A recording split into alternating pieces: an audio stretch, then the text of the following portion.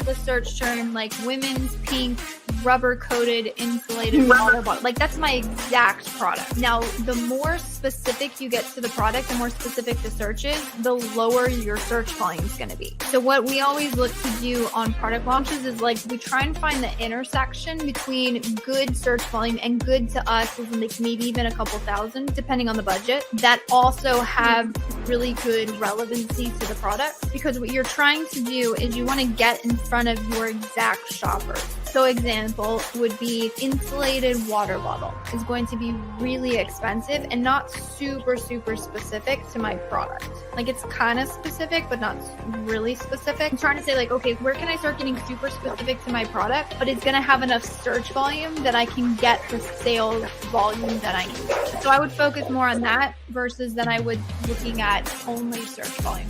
A bit of a technical answer here is we don't quote move them, meaning we're not going to pause the existing keywords. We're simply going to launch them in another match type. Again, make sure to keep the bids lower. Amazon actually, if you read their recommendations, they recommend keeping bids lower on broad and phrase match, even lower than the exact match. When we would launch those is honestly really dependent on performance of the account and availability of the budget. So if you launch a keyword in exact phrase and broad, so you have 50 keywords, right? And you launch them in exact phrase and broad, you technically have, 150 keywords that you've launched. And the potential of broad and phrase to spend could be quite high. So again, you just want to make sure it makes sense. It seems super simplistic, but if you are in a phase where you're struggling to control total ACoS and ACoS, to fix those two numbers, it really means that you have to lower down your ad spend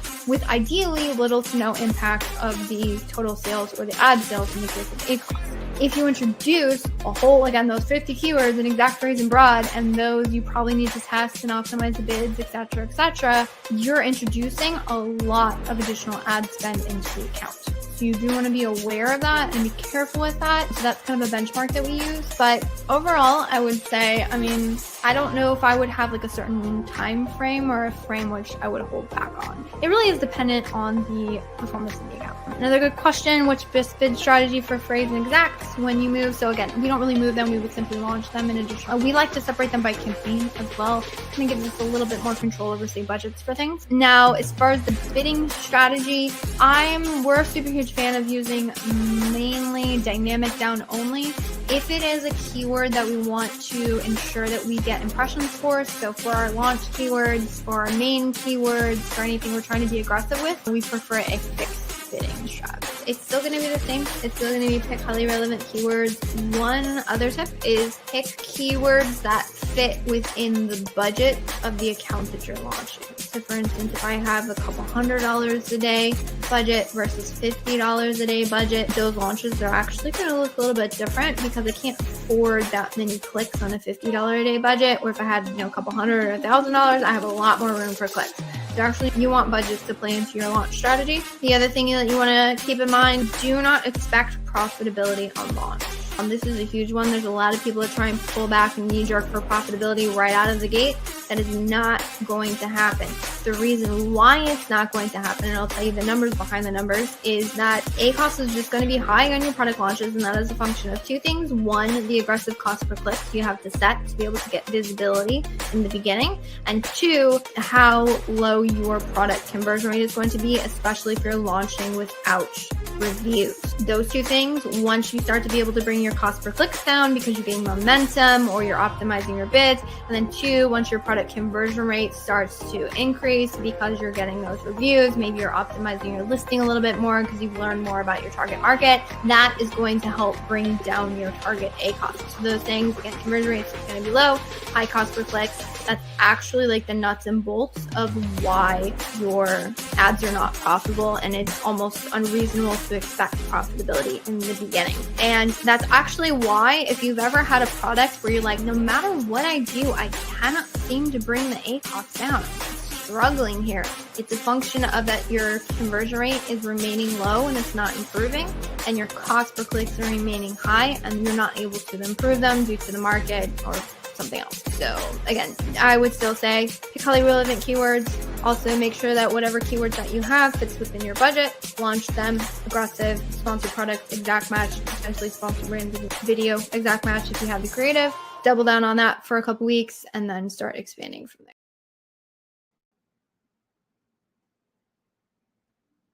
Hello, and welcome back to another Ask Junglr segment.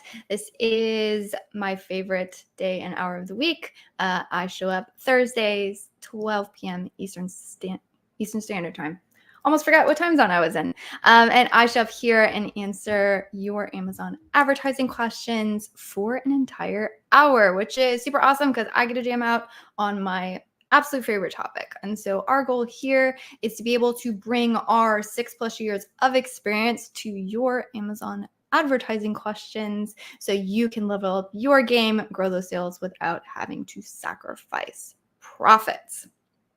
Looks like we finally got LinkedIn working. There's been a couple of these weeks where we're having issues with LinkedIn and we weren't able to streamline on the platform. And thankfully, we got those issues resolved today. So it looks like we already have some questions coming in from LinkedIn and other sources. So if you have not joined this segment before, I'll let you know how it works. What we do is where you are watching live, make sure you drop your Amazon advertising questions into the chat. We got Omer says, hey, how are you doing? I'm back. Awesome. I'm back as well. Hopefully you came with your Amazon ad questions. And so what you'll do is just use the chat box, drop those in. Sometimes something I say brings up a follow-up question or I ask for clarification. We jam out in the comments and make sure to get you guys some answers. So awesome. Been getting a lot of questions this week, honestly. A lot of questions about just like from clients, also from brands on forecasting. So I've been trying to put out a lot more content around forecasting because, to be perfectly honest, that is one of the things, it's sort of the unknown that a lot of people have a lot of questions on. And if you don't know, we actually put out a lot of free resources sort of around this concept of forecasting. It's also something I'm training our team internally on. If you want to know what I'm focusing on as a founder, training our team, two things is I'm teaching them on forecasting. I'm also coaching them through client communications because, John Stefano asked, what would I do with $1 million? Oh, I like that question. So to be honest, I don't think I'd know. John, I think I would probably give it to my husband to invest either into long-term stocks, because I honestly know nothing about that, but he knows a lot about that, or I would give it to him to invest in the real estate that he's investing in. So I just know Amazon ads. I show up. I try to do my best to help Amazon sellers run more efficient, more effective ads to, again, be able to grow their businesses. But I pretty much live lean, and then we reinvest into other housing opportunities and things. So real estate, long-term investment, there's a lot of people who have made it really big in real estate. Thankfully, I don't have to know anything about that. I just got to know something about Amazon advertising. All right, we got in some of our first questions after we got through the funny stuff. We don't use up and down, or if you do use it, when would you use it? That's a good question. So we don't use it often either, is what I would say. Now, I did actually audit an account where they had been using fixed bidding strategy across everything, and they actually found that ended up with increase in costs, and they were kind of overspending their budgets a little bit. However, they adjusted. It was like a new seller. She was trying to figure out kind of what's going on with it. We're actually going to end up working together, so I'm really excited to help her out here. But she went from a fixed bidding to a dynamic up and down bidding. What she was like is like, hey, we're actually underspending on our budgets and we're achieving the same orders. And so this is awesome, right? So I'm not saying that it can't work in scenarios. It is always interesting to me to hear of cases where something that I don't really preference actually worked, and to be able to dig into it and see. So once we really dig our hands into the account, I think it'll be a really interesting case study for myself, just to see like, maybe dynamic down, up and down isn't as bad as I think. But to your point, it is not a core strategy that we use. And to be honest, there are times that we use it, but Oftentimes it's for like our catch-all autos or something where we intentionally have low bids and we're just trying to see if the algorithm can push us up even more. Those are typically our use cases for dynamic up and down bidding. But if you're not using it heavily, I don't think there's any issues. Again, providing you're not using like a ton of fixed bids, across everything, because that can sometimes eat. There's strategic reasons to use every single bidding strategy. I think it really depends on understanding sort of the use cases, and then dynamic down only tends to be like our most used bidding strategy. Muhammad was saying running up and down with suggested on broad on two keywords are highly relevant, but they're just spending. Yeah, so the way the dynamic up and down bidding works, it's a little like the bidding strategy where you optimize for a target ROAS. Like in theory, phenomenal, right? So in theory, if you read the literature on how dynamic up and down bidding works, is Amazon says, hey, we'll up to double your bid, but what we're actually going to do is see, do we think we have more, you're more likely to make a sale here, right? And we'll increase your bids, but we'll be able to go after higher order volumes for you, which again, in theory is like great, right? Like, why not go after higher order volumes? The problem that I found is that, so with a dynamic up and down bidding, two things. One, the algorithm does not always get it right. So there are times where you have like a new product. Amazon might think that you don't convert as well as you do, or potentially vice versa, right? So maybe they're not always getting it right, because the dynamic up and down bidding is determined more by the shopper intent. So they're actually taking a look at that individual shopper who typed in that search and say, do we think they're likely to make a purchase? Which again, Amazon has way more data and can process it in the blink of an eye. It's actually insane when you think about what goes into the actual ad auction. But again, it's not always going to hit it in the nose, because they're looking at human behavior. And human behavior, while you can calculate it on the average, you're not always going to hit it 100% right every single time. And then the second issue with that is they're simply just going to up to double your bid. They're not necessarily saying, okay, can we double your bid and achieve your ACoS goals, right? All they care about is that order. They don't care how much you're going to have to spend to get that order. So those two things we found make it not always the best bidding strategy. Again, I'm not above testing it. I think it's really interesting to find use cases where it has worked, but it is not our default bidding strategy. We just observed results just haven't been what we want. All right. Umar says, so I was using a daily budget cap, but now I'm launching a new product, so the budget cap can't work. What do you suggest? Oh, I actually went through this personally back when I was managing accounts. So there was an account that we had that was performing phenomenally, right? Budgets ran out every single day, but the product was ranking really well. The sales were great, right? And then we ran into the same issue where we went to go do another additional product launch, and we're like, oh, great, we can't use the budget cap anymore. This is not going to work. And so here's what I would recommend doing. I would recommend controlling the spend at the campaign level. There are ways, but really you want to find a tool that can program this. And to be honest, I can't think of a tool that does this off the top of my head. Maybe I could look into it, but there are portfolio level budgets. So one idea is to like have a budget for this for a portfolio that's your, budget cap for those campaigns for the one product. And then you have another portfolio and you put all those new launch products into that portfolio and then set budgets. Great. The problem being is that those budgets for the portfolio are a monthly budget.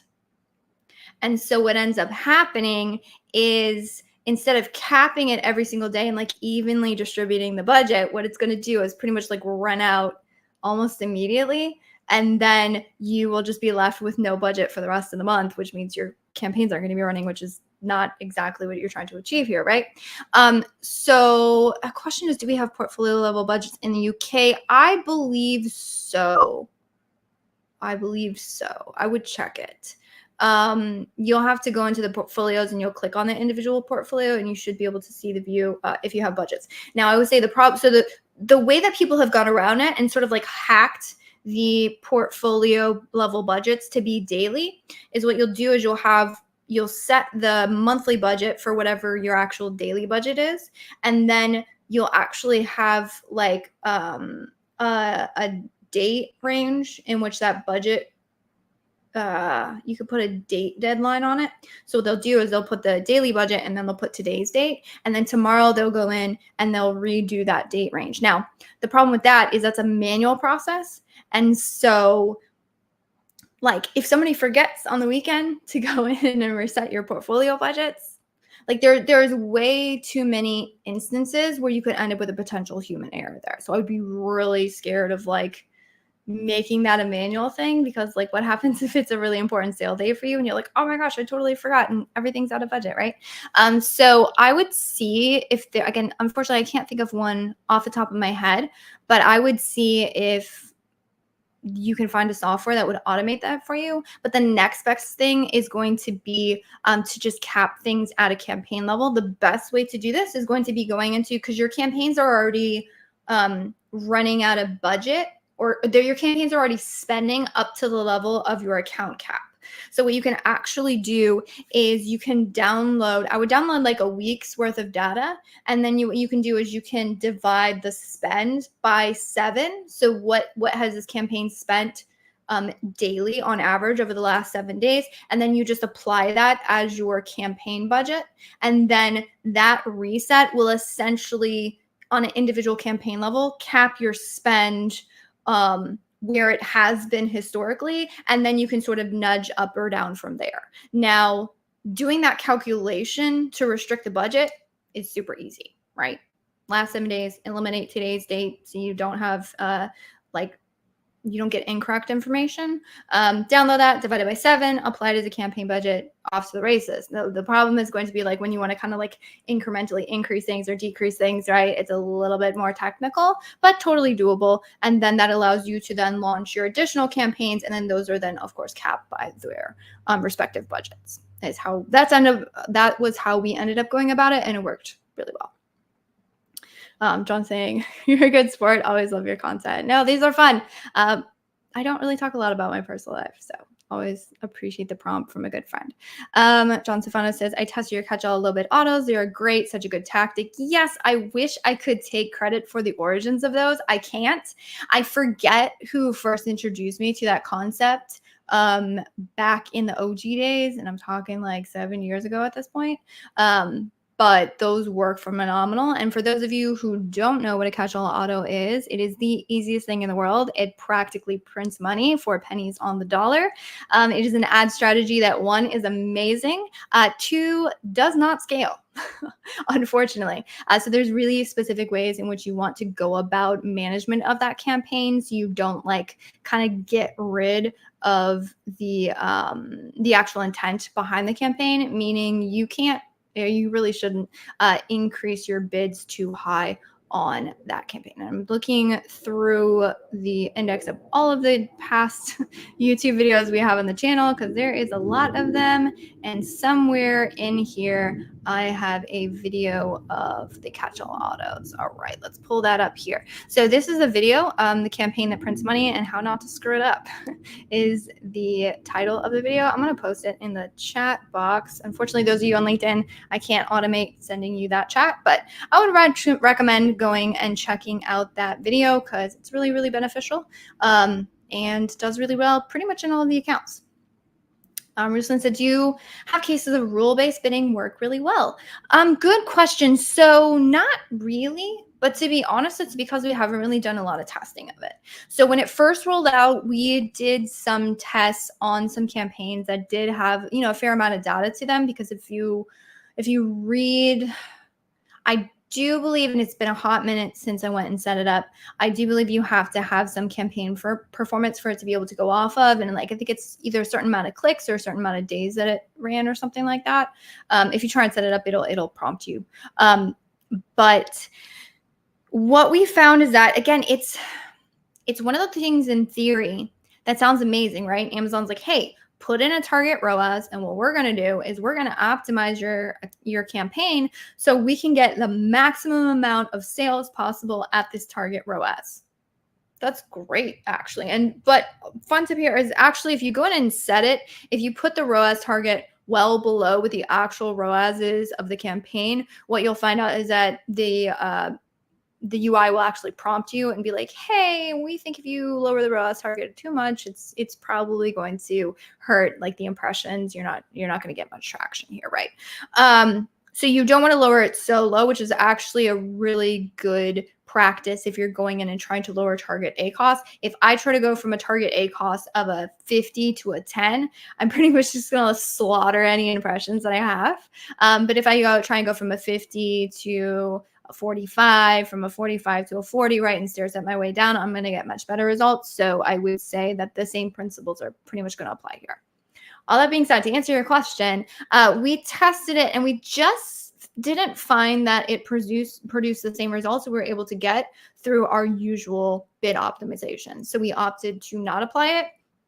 The other problem I have with Amazon's native rules, native being the rules that you can set up inside a campaign manager. So this is for the ROAS-based bidding. This is also for any of those budget rules that they have where it's like, hey, as long as you're hitting, these KPIs will automatically increase your budget, is they are tedious to set up. It's absolute pain, painful, right? They're painful to set up. They're painful to optimize because it's hard to remember where we apply. And if you decide you need to go take it down, it's very painful to take them off the campaigns. So the whole I'm hoping, and maybe if somebody from Amazon advertising is listening and happens to catch this segment, please, for all of your native rules, we would really appreciate an update inside of the UI, like an additional tab or something, where we can clearly see all of our rules that we have applied. We can QA or analyze the performance of those rules and quickly make adjustments. And also it would be really, really nice if we had the ability to save rules, then that could be then applied to other campaigns quickly in the account. I think once that functionality is there, once that visibility is there inside of the ad platform to make just management of those rules much more accessible and visible, then I have a feeling we'll do a lot more tests on them. Right now, we have run quite a bit tests on, again, the rule-based bidding or the budget rules. And we found just the clunkiness within just kind of the system that they're put, and that we've gotten kind of so-so results doing it. We've just elected to not even touch it. Again, that may change in the future. Oh, good question. Grant has a question. What initial ROAS do you think is fair return for a product launch campaign before you have a chance to refine with negative keywords? Grant, I got a system for you. Let me see if I can pull it up. All right. This is, does this one have ROAS on it? This one does have ROAS. Haha. Okay. Let's go through a forecast tool. I teased in the beginning, I've been really loving forecasts. So how good you can expect your ROAS or your ACoS to be on a product launch is determined by three things: your average cost per click that you're paying for the product, your average conversion rate of the product, and whatever your average order value is. Now, here is why on product launches, everyone's like, you have to expect really terrible results and then you're going to work your way down. And then we don't always launch those campaigns and be like, wait a minute, I got stellar results out of the gate. So why is this thing? It's because of the math. If you know the math, it's really easy to know what you need to anticipate, right? So let's say we're launching a product and we have a $25 price point. This is our average order value. Let's say we can expect, so average conversion rates on Amazon, everyone says it's about 10%. Fun fact, this significantly varies by category, but let's just put in a 10% conversion rate right here. And let's say our average cost per click, we are expecting a 50 cents. Now this is going to be phenomenal numbers right here, right? So this is probably what we would want to get to. That would put you at an ACoS of 20%. So if it's math, this math is sound. If you had a 50% cost per click, if you had a 10% conversion rate, if you had a $25 order value, your ACoS would be 20%, which means your ROAS, that translates to a 5 ROAS of 5, right? Here's where that gets tricky. When you are launching a product, oftentimes, and this is a really good tactic, by the way, you're going to be launching your product at a lower price point because you don't have reviews. You need to gain that initial volume. There's all kind of reasons why you need to sort of, kind of circumvent your lack of reviews to be able to get people to purchase your product. So we might have started at a $20 order value.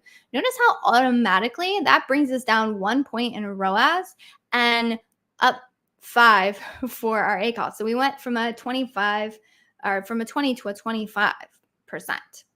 The only reason that because ACOS is your ad spend divided by your ad sales. So now that because we're making less per sale, our ACOS is going to be higher. But oftentimes also, in addition to having to launch at a lower price point, we're probably not going to hit our peak in terms of our conversion rates. So what's going to happen here? Let's say we go from a 10, maybe we launch and it's at a 7. All of a sudden right here, my ACOS is at 35.7%. You're like, wait a minute, we are at a great 20%. ACOS is going to be 35% right here. And so our average cost per click, we're hoping we can get it down to 50. But what happens when you launch? And this is $1. So double, all of a sudden our ACOS hopped all the way up to 71%, which is crazy. So this is the mathematics that go into it and why everyone says like, it's not, everyone says like, spend a lot, get data, and then optimize off of that. So what are we trying to achieve, right, with the optimization data? Our optimization data is telling us where can we get better cost per clicks or where can we lower our bids and still get traction. That's the one method we're using. The other thing is we're looking at targets that work better for us, so the ones that have better conversion rates. So that's how we can bring up our average conversion rate. Again, we're strictly talking ads right now, but anything that is done to the listing. So maybe you launch and your main image wasn't exactly the way that you thought it was, or maybe you're waiting on your A+ content, and there's all kinds of other things you might do post-launch, even though you're trying to launch with your best foot forward. And then your average order value, again, maybe we're launching at $20, but then as we gain reviews and everything, we're noting that, okay, maybe we can go up to $23 and nobody minds. See, we did nothing but increase the price and our ACOS was this. Now, if you increase the price, remember this conversion rate stay the same. So if you increase the price when your conversion rate goes down, the numbers aren't always going to be as happy as you would like. So that was a very long time to answer your question, Grant, but I hope you found value in that.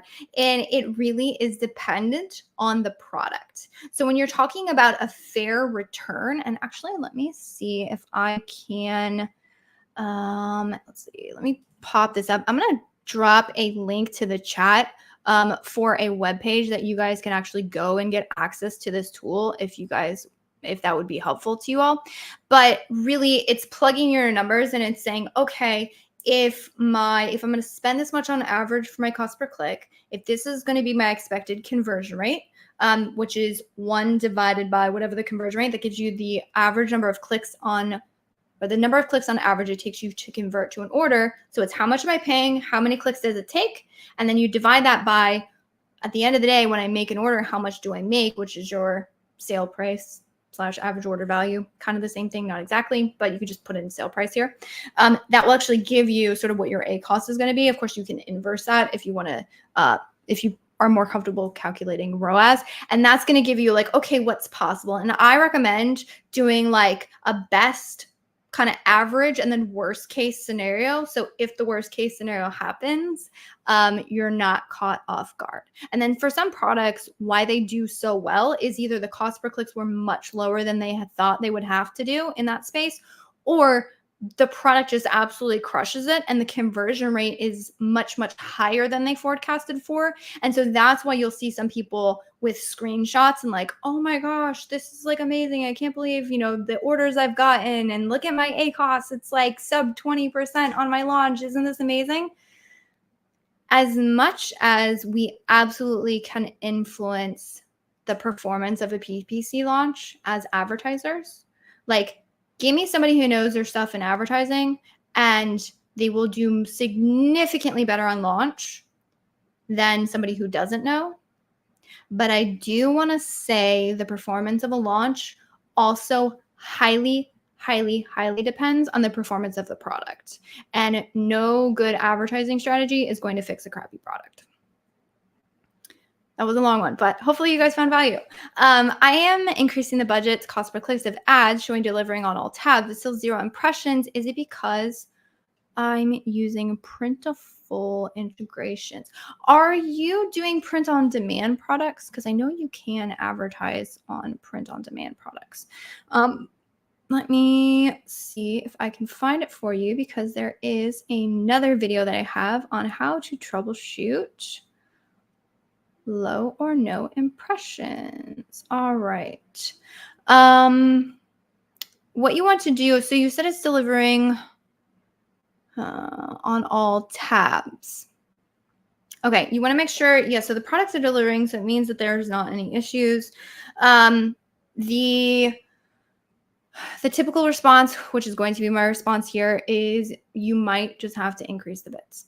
Now I'm going to put this up here. So this is 3 steps to quick solve. So this will walk you through a little bit more in depth. I believe I do some screen sharing on here. So again, I'm going to pop this in the chat. Looks like you're listening on YouTube, so you should be able to get access to that. By the way, anyone listening in on LinkedIn who wants any of these, feel free to just message me, because I don't think these, me sending you those links actually are popping up on LinkedIn. But I would say the other thing that you want to check is, can you increase your bids and get impressions?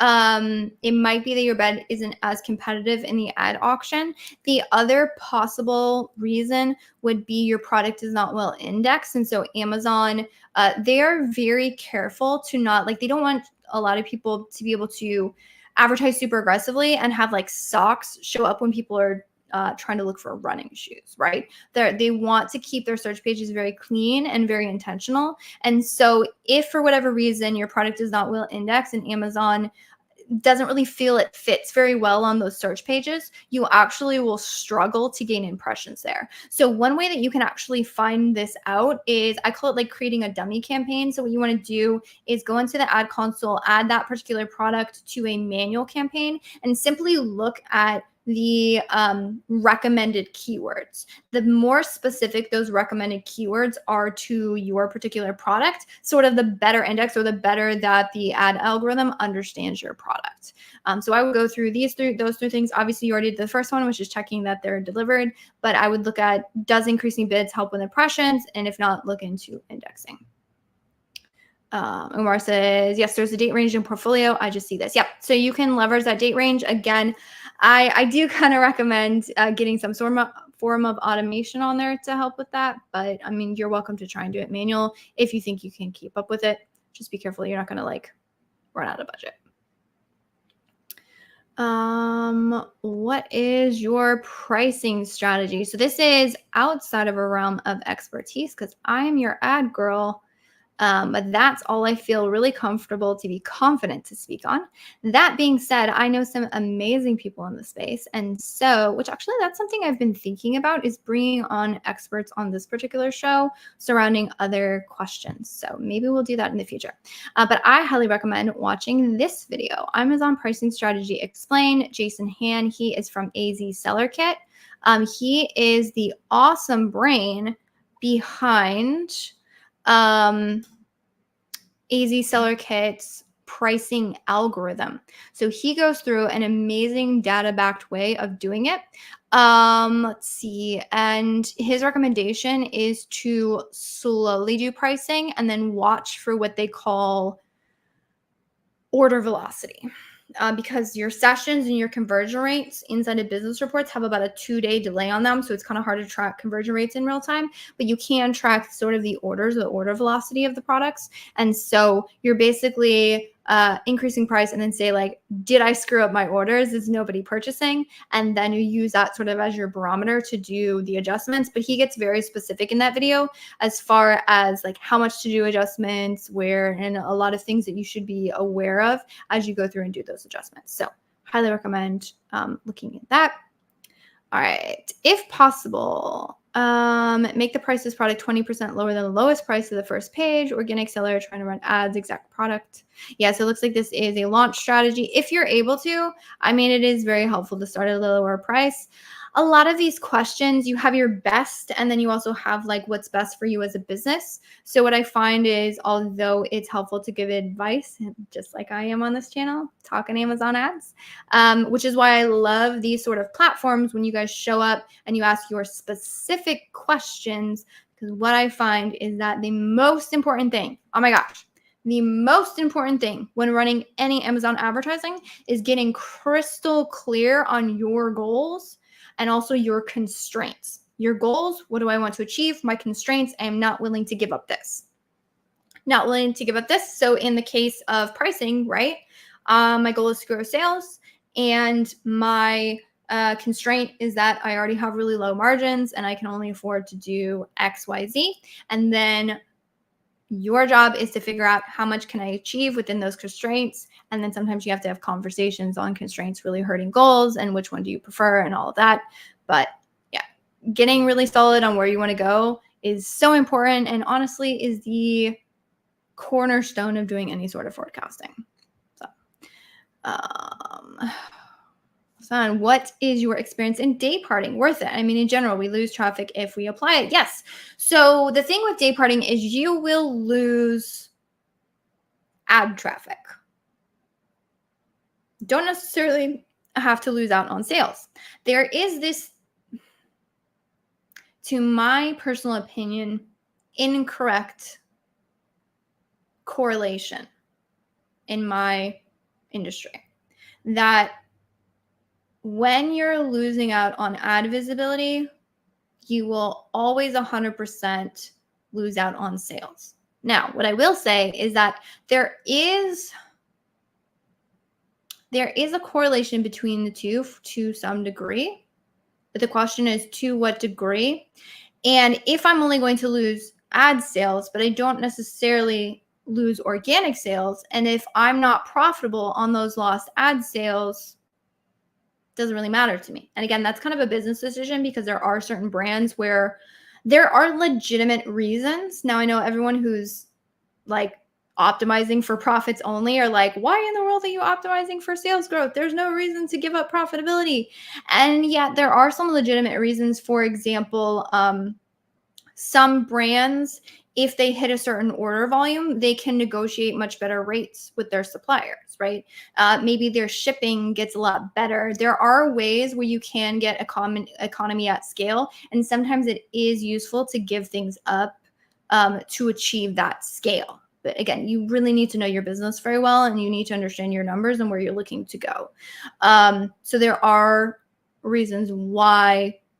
But for a lot of them, you know, if you're optimizing for profits, which to be honest is a lot of the brands these days, yes, that was a very, very long way to answer your question. But yes, it can be beneficial to use day parting. Yes, you will lose ad traffic, but the question is how much does that hurt organic sales? And then that is just a matter of testing and seeing. Now, if you want to be able to pull a report that will show you sort of your campaigns and sort of the performance over time, you can go in. Now, this is only for sponsored products. You can download a sponsored product campaign report. That one allows you to download hourly data, and then you can create a pivot table off of that to see what hours of the day are best for you. And that can be a really helpful, like, it's not bad to download and just analyze that report to get a better feel for your advertising. And maybe if it performs better towards the end of the day, maybe it could be better to leverage day parting to show up towards the end of the day. But I would base it off of data, not off of feelings. Mohammed said, which match type has performed best when targeting competitors' branded keywords in our PPC? I couldn't tell you. And the reason why I couldn't tell you is because the answer is it depends. Now I will say this. I kind of got off on a tangent with somebody who posted a LinkedIn video. I get it. Everyone wants to be controversial to get views, myself included. But they're basically like, hey, broad match is the best, and it's not that you can't rank off of broad match, and broad match gets lower cost per clicks, and broad match gets better performance. I don't know if I fully agree with that whole statement. But the reason why exact match is very, very beneficial, and the very unique advantage to exact match is the fact that I can be confident in where I am spending my ad dollars. And so for that, if there is a specific competitor I'm going after that I'm like, I must dominate this search page for this competitor, I want to go after this specific corner of the market, then exact match is going to work well for that intent. Now, if you are not, that's not necessarily your aim, you just want to see what sort of information you can, like what you can scrape from them, then I would say a lot of times broad or phrase match may be a better bet, because oftentimes you can put low bids and still get impressions. The reason why is because you'll probably show up for other search pages, so you do want to keep a very close eye on the search term reports. But again, there's a lot of these things, there's no quote best, it's just what is going to work best in your scenario, which is why I like these sort of formats, because it helps me give more context to you guys' questions.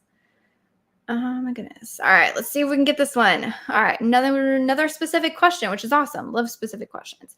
Let's say there are two niches. Niche A has 10 keywords of 2,500 search volume, and niche B has 2 keywords of 12,500 search volume. Both has the same number of competitors. Which niche would be more competitive, and why?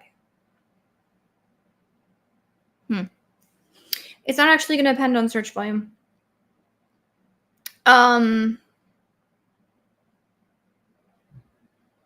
It depends on the other factors in that niche. So how high is the competition's conversion rate, right? I will say, so in my experience, the niches that have more to choose from in terms of keywords tend to be a little bit easier because you have more options to go after it. Some of the most difficult niches to advertise in are actually the ones where there's 1 or 2 keywords, that's where all the search volume is, and there's absolutely zero search volume on any other keywords in the space. So now that I'm thinking about it, maybe niche B is more competitive. But the reason being is because all of your competitors have identified those 1 or 2 keywords, so they're just hammering them, and there's no search volume to be had anywhere else. And so that just puts you in a bidding more. It becomes again, everybody's vying for the same thing. So in this case, maybe if we're talking about competition, niche B would be more competitive. If we're just talking about what's the best one to launch in, it would depend kind of more on the potential upside of potential product sales, I guess. So competition is not always something to be fearful of. My question is within that competition, how many options do I have on strategy? I think this would be more, because there are some niches where I'll get into where someone's launched in a category that would be considered quote more competitive. But when I take a look at the search terms, I'm we can target this and this, and this is relevant and this is specific. Great. We actually brought in a client where it's very similar, right? I was taking a look at their ads. I'm oh my gosh, we have options here. This is awesome. So many things that we can test, so many ways we can grow, right? The ones is where it's very, very there's very limited options in terms of what you could do. Those are the ones that become really, really careful. All right, in with more questions. So if a niche, there are 10 keywords, 1 keyword has a high demand but also very competitive, remaining keywords have less demand but also less competitive, what will be your targeting strategy if you have to target one? I'm going to sidestep your question, but I'm going to sidestep it for a very good reason, because my question would be, why do you have to target one? I can't see a specific scenario in which that is my only option. Now, for this question, obviously, in the context and the way the question was phrased, that is my only option. I have to choose one. But I wouldn't choose one, because it's not necessarily how competitive the keyword is. It's how well does my product perform on that keyword. That's the only thing I care about. So case in point, we launched a product for one of our brands. And we were doing competitive research, and we were doing our keyword research, and we found a lot of really good keywords. But there was one keyword that had like 50,000 search volume on it. It was like the top keyword, the main keyword, crazy amounts of search volume, right? So a very competitive keyword, right? A lot of concentration of search, a lot of competition on, so people bidding really high on it, right? But I had a feeling, because the product was so differentiated, they launched at such a good price point, they had more options in their offer. It was really strong in the market. Again, just given my history and understanding of products and understanding of Amazon advertising, I was like, normally I don't think I would go after a keyword with 50,000 search volume. But given my just sort of experience as an account manager, I'm like, you know what? I think we can compete. So what did I do? I tested it. Now we tested with low bids, a low budget, right? We weren't looking to be super aggressive. The idea was like, I feel like we can climb this hill. Let's see, right? With minimal, when I say minimal testing, like, $20 to test it, right? It's not a bad test.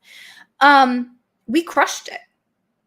Conversion rate was amazing. It offset the high cost per click. The product started increasing. We got on the main page. It was phenomenal, right?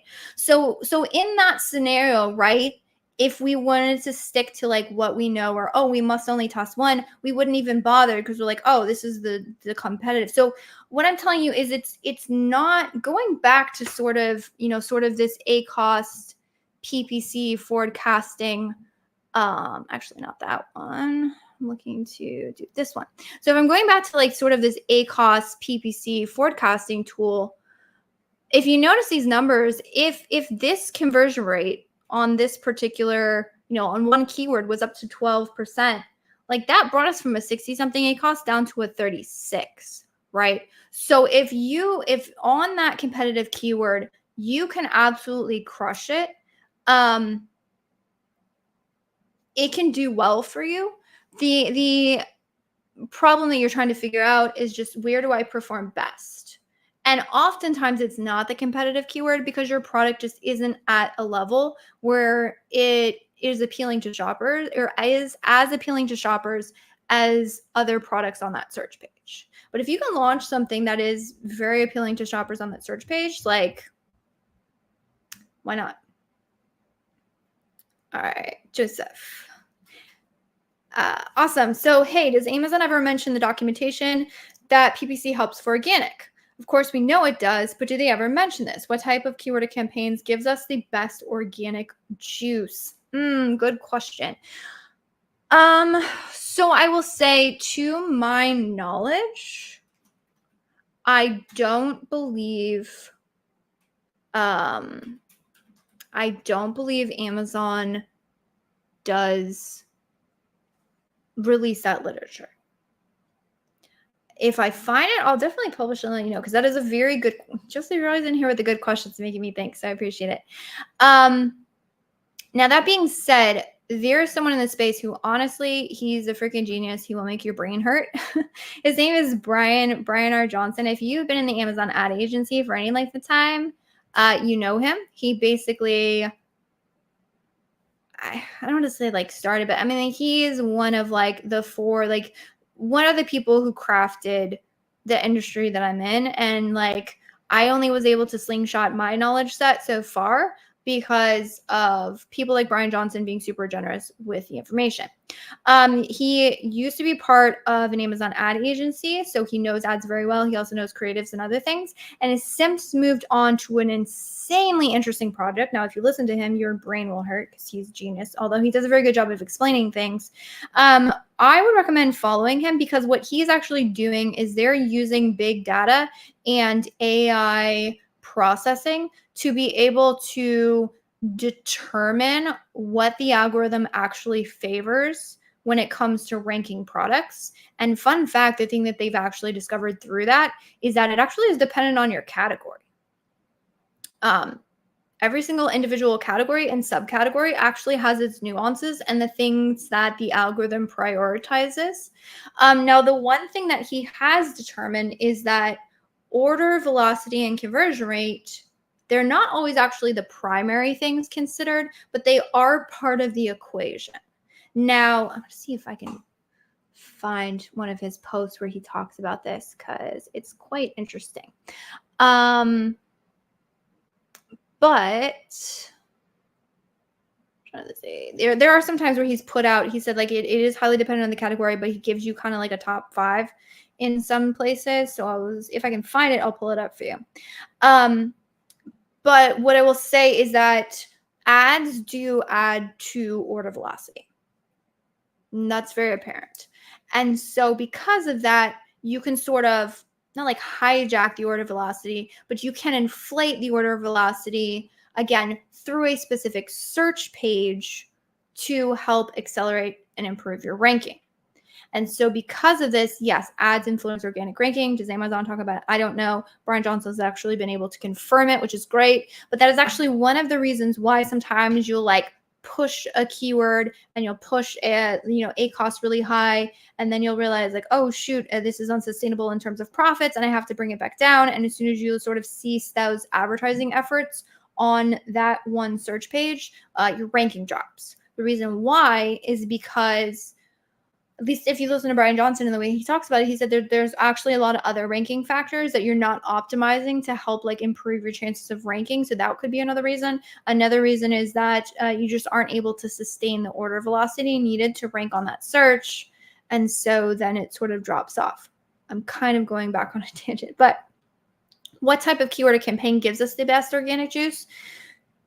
To be honest, that answer is it doesn't matter. And the reason why it doesn't matter is because all that matters is that the shopper found you on that search page and purchased. So you can get your advertising on that search page through auto campaigns. You can get it through broad campaigns. Heck, product targeting sometimes targets keywords, right? You can get it on with the product targeting.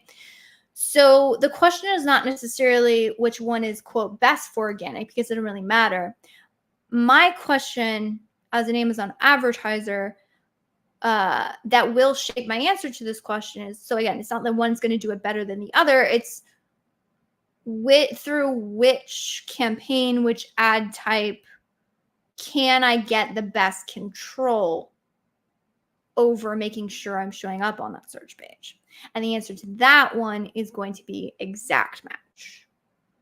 Now that I think about it, there's another nuance. I have not noticed as big, again, anecdotal, right? Amazon doesn't really release things. Sometimes you talk through reps, they'll say the exact opposite.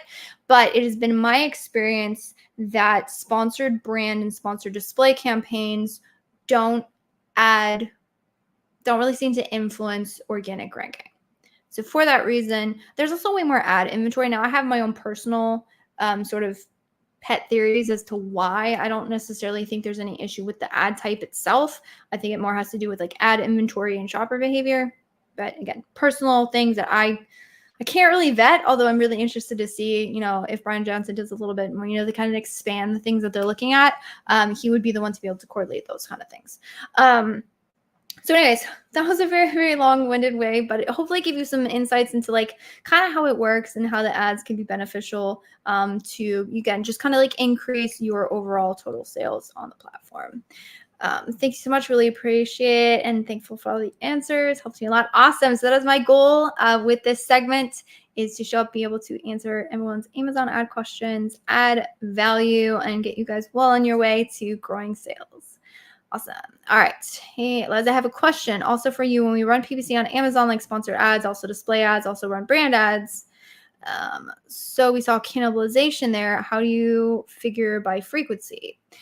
People click on sponsor ads also as well as display campaigns. How do you figure them out? So it depends on what you're able to pull.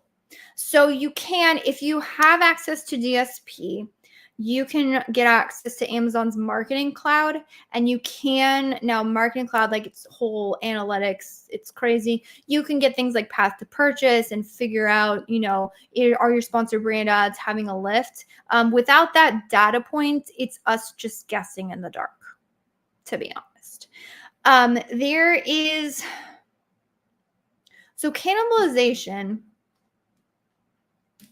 is one of those things that everyone theorizes, everyone tests, everyone speculates, and nobody knows. And unless you really have Amazon Marketing Cloud and you're pulling that, but that kind of gets into big data. And to be honest, that's much more useful if you start to get into like brand building efforts and more top of funnel things. That's where DSP and Amazon Marketing Cloud really shine. Not that you can't use them otherwise, but the cost associated with getting access to those platforms is going to be probably the juice isn't worth the squeeze. I'll be honest, for smaller sellers, it just isn't. And so in these cases, I would say this is how we've gone about testing it. Okay. Is if you have a theory, if you have a hypothesis, test it. So if you're worried that your sponsored brand ads are, eating up some of the traffic and that traffic would otherwise go to your organic or vice versa, I would start dialing down. Now, I would not turn it off and turn it back on. That's way too drastic of a test. I would simply start dialing down your bids, watch your rankings, watch your organic sales. Did this, in fact, have a negative effect? If it did have a negative effect, then you probably do need to sustain those ads, right? If it didn't have a negative effect, great. I can save some ad spend, right? But it's a case-by-case basis. It's a search term by search term basis.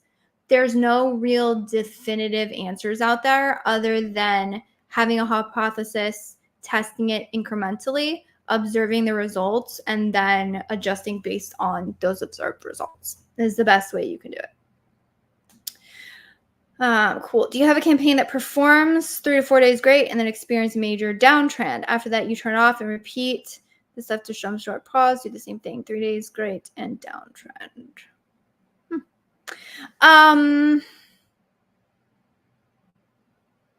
So it can happen. My question is after 3 to 4 days, what's happening? And if you're able to post in the comments, when you say downtrend, what is that downtrend? Like, is it the orders are dropping? You don't have as many orders? Is it your ACoS is going up, or like what's the quote bad, right? So let's define what downtrend is, and then that makes it a little bit more specific on how I'll just kind of give you the broad how I would think about it. So something is changing. Your job is to figure out what. And this is how I coach my team, is very, very similar to how I put together that forecast, right? I'm like, oh, here's the base components, conversion rate. So if it is if you're talking about ACoS, the base components on ACoS, or the spend is going up, or the sales are going down, because it's ad spend divided by sales. So then we want to know, is it because ad spend is increasing and sales aren't, or is it because sales go down, right? And so then I would just look at that. I would look at the 2 date ranges. Okay, what was happening before? I want to compare apples to apples, same date ranges. Okay, so what's happening? Oh, it's that spend's going up. Okay, so spend is going up. Well, spend going up, I still don't understand like what's happening here, right? So spend can be calculated as ad spend multiplied by clicks. No, sorry. Cost per click multiplied by clicks equals ad spend. So I say, oh, okay, so if ad spend's going up, it's either that clicks are going up or cost per click's going up. So then I look at those two things. I can compare. Cost per clicks are going up is the number of clicks are going up. Oh, it's number of clicks are going up. Okay, interesting. If this is a campaign where then I want to figure out where are those clicks going up. So then I might look at search terms. I might look at my placement percentages. Is it that like the traffic is shifting to one place or the other? Like where are these volumes of clicks coming up, right? And I'm kind of going down. So I'm looking at it from this is not working, defining that. identifying the base component. So if it was a sales thing, if you say I'm spending the same amount and I have less sales, okay, so what's sales, right? Well, it's really orders orders multiplied by the average order value. But if orders multiplied by average order value, I haven't changed price point, then it's how many orders. Okay, so what's the orders? Okay, so orders is conversion rate, clicks multiplied by conversion rate. Okay, so is it the amount of clicks? Is it the traffic going down, or is it my conversion rate going down? Oh, it's my conversion rate going down. Again, then I'm gonna see where is my conversion rate going down, right? Is there certain things that are no longer being targeted? Was there one search term that was absolutely crushing it on orders, and all of a sudden I stopped getting impressions there, right? So you want to go from like broad perspective, zero in on the problem, then keep it's like a continuous magnifying glass, magnifying till you get down to the root problem. And then that will tell you, because it's, yes, I've observed it, but it's not really helpful to say, yeah, it happens. It's more helpful to say like, okay, figure out the root component of why this happened. And then that will help you lead to the best correction for that. All right. So we're talking about Mina. Mina's a good friend. We do differ on philosophies sometimes though, so just heads up. According to Mina, we see that people are clicking on many of our ads, then our frequency increases. It shows people are clicking on many of our ads. Second thing we can figure out by PPC sales, an example, when we're running ads, like just sponsored ads, when we run display ads, we saw that our sale is same, but our ads are running our budget. What do you think? I guess this goes back to your cannibalization question. And my answer would still be the same. There is no way to directly correlate it unless you run the test. Sounds like you're running the test, so I would do it.